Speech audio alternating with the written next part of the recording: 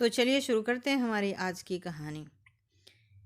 मेरी शादी को अभी 6 महीने ही हुए थे। इसी दौरान मैंने अपने पति नरेंद्र में बहुत बदलाव महसूस किया।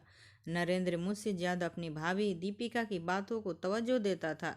यह बात मुझे बहुत बुरी लगती थी।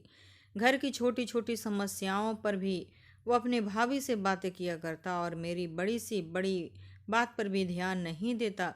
शुरू में तो मुझे लगा कि 10 साल पुरानी भाभी से लगाव तो हर देवर को होता है और बीवी के आ जाने के बाद यह लगाव कम हो जाता है, लेकिन नरेंद्र और उसकी भाभी के बीच का लगाव मुझे कभी कम होता नजर नहीं आया।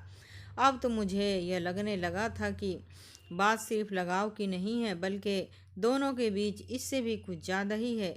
मेरी जेठानी भी थी भी तो ऐसे कि कोई मर्द उसे देखते ही उस पर फिदा हो जाए। मुझे उसकी इसी सुंदरता से बहुत डर लगता था।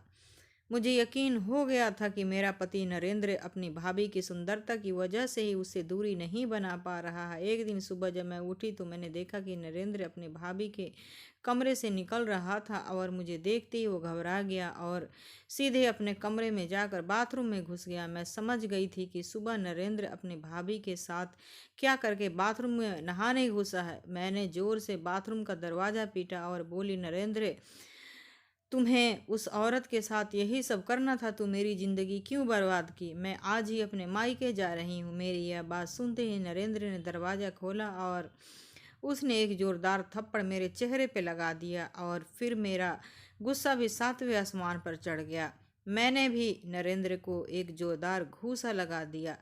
नरेंद्र ने मेरे हाथों को पकड़ लिया और मुझे खींचते हुए बेड पर लाकर पटक दिया और बोला, रुचि, आइंदा कभी भी उस औरत के बारे में ऐसी बात की तो मुझसे बुरा कोई ना होगा।